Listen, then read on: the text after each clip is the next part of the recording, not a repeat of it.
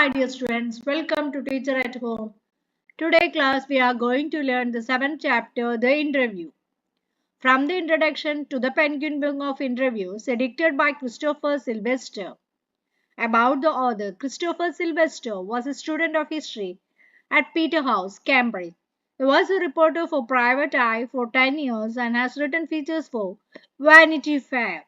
Following is an expert taken from his introduction to the Penguin Book of Interviews, an anthology from 1859 to the present day.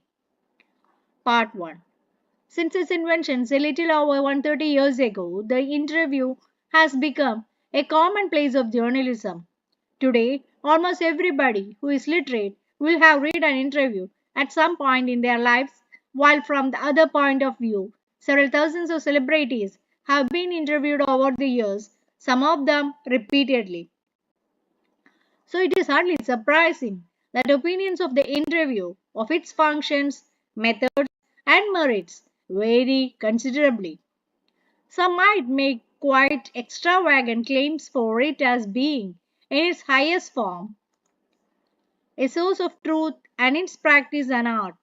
Others, usually celebrities who see themselves as its victims, might despise the interview as an unwarranted intrusion into their lives or feel that it somehow diminishes them, just as in some primitive cultures it is believed that if one takes a photographic portrait of somebody, then one is stealing that person's soul.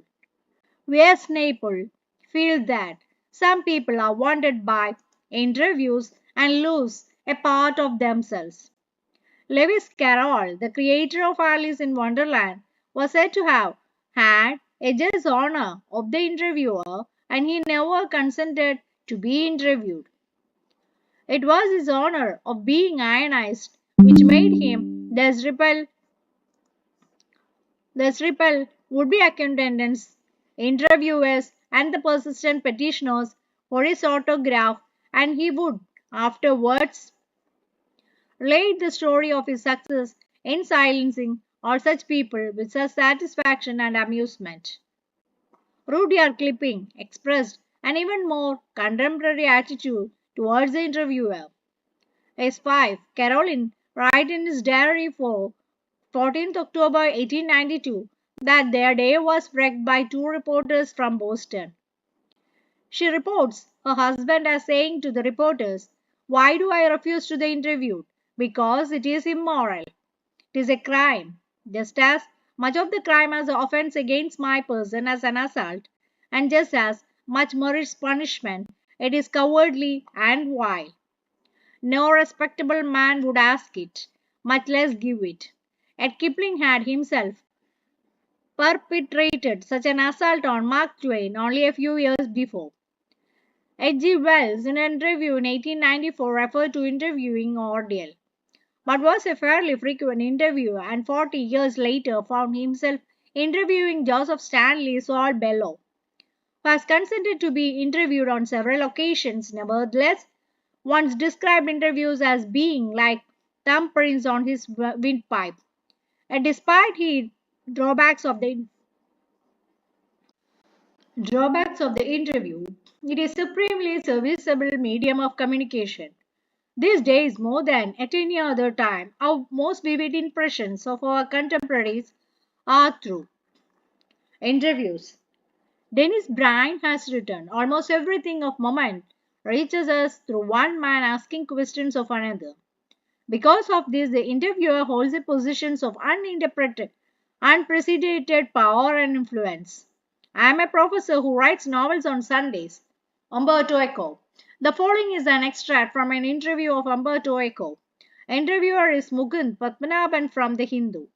Umberto Eco, a professor at the University of Bologna in Italy, had already acquired a formidable reputation as a scholar for the ideas of semiotics, study of science, literary interpretation, and medieval aesthetics before he turned to writing fiction. Literary fiction, academic text essays, children's books, newspapers, articles. His written output is staringly large and wide-ranging. In 1980, he acquired the equivalent of intellectual superstardom with the publication of The Name of the Rose, which sold more than 10 million copies. Mugund. English novelist and academic David Lodge once remarked, I cannot understand how one man can do all the things he does. Umberto Eco, maybe I give the impression of doing many things, but in the end I am convinced I am always doing the same thing. Mugund, which is Umberto Eco. Now that it is more difficult to explain, I have some physio- philosophical interest and I pursue them through my academic work and my novels. Even my books for children are about non-violence and peace. You see the same bunch of ethical philosophical interest. And then I have a secret. Did you know what will happen if you eliminate the empty spaces from the universe? Eliminate the empty spaces in all the atoms. Universe will become as big as my fist. Similarly, we have a lot of empty spaces in our lives. I call them interstices. Say you are coming over to my place. You are in the elevator, and while you are coming up, I am waiting for you. This is an interstice, an empty space. I work in empty spaces while waiting for your elevator to come up from the first to the third floor. I have already written an article. Mukund. Not everyone can do that, of course. Your non-fiction writing, your scholarly work has a certain playful and personal quality about it. It is a marked departure from the regular academic style, which is invariably depersonalized and often dry and boring. Have you consciously adopted an informal approach, or is it something that just came naturally to you? Umberto Eco. When I presented my first doctoral dissertation in Italy, one of the professors said, scholars learn a lot of a certain subject, then they make a lot of false hypotheses, then they correct them, and at the end they put the conclusions. You, on the contrary, told the story of the research, even including your trials and errors. At the same time, he recognized I was right and went on to publish my dissertation as a book, which meant he appreciated it. At that point, at the age of 22, I understood scholarly books should be written the way I had done by telling the story of the research. This is why my essays always have a narrative aspect, and this is why probably I started writing narratives so late at the age of 50, more or less. I remember that my dear friend, Ronald Barthes was always frustrated that he was an essayist and not a novelist. He wanted to do creative writing one day or another, but he died before he could do so. I never felt this kind of frustration. I started writing novels by accident. I had nothing to do one day, and so I started. Novels probably satisfied my taste for narration. Mugun. Talking about novels, from being a famous academic, you went on to becoming spectacularly famous after the publication of The Name of the Rose. You have written 5 novels against many more scholarly works of non-fiction, at least more than 20 of them. Umberto Eco over 40. Mugun. Over 40, among them a seminal piece of work on semiotics. But ask most people about Umberto Eco, and they will say, oh, he is the novelist. Does that bother you? Umberto Eco. Yes, because I consider myself a university professor who writes novels on Sundays. It's not a joke. I participate in academic conferences and not meetings of pen clubs and writers. I identify myself with the academic community. But okay, if they have read only the novels, Lawson shrugs. I know that by writing novels, I reach a larger audience. I cannot expect to have 1 million readers with stuff on semiotics. Mugut. Which brings me to my next question. The Name of the Rose is a very serious novel. It's a detective yarn at one level, but it is also delves into a metaphysics, theology, and medieval history. Yet it enjoyed a huge mass audience. Were you puzzled at all by this? Umberto Eco. No, journalists are puzzled, sometimes publishers. And this is because journalists and publishers believe that People like trash and don't like difficult reading experience. Consider there are 6 billion people on this planet. The name of the rose sold between 10 and 15 million copies.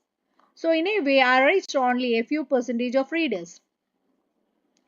But it's exactly these kinds of readers who don't want easy experience or at least don't always want this.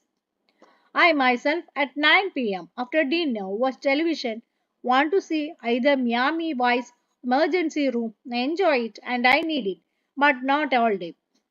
Mukund. Could the huge success of the novel have anything to do with the fact that it dealt with a period of medieval history that Umberto Eco, that's possible. But let me tell you another story because I often tell stories like a Chinese wise man. My American publisher said while she loved my book, she did not expect to sell more than 3,000 copies in a country where nobody has seen a cathedral or studies Latin. So I was given an advance for 3,000 copies, but in the end, it sold 2 to 3 million in the US.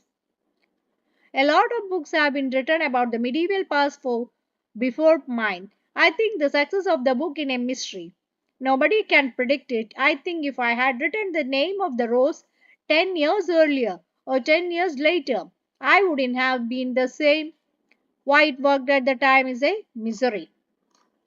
So that's all about this chapter. If you're interested, please do like, share, and subscribe my channel. Okay, thank you.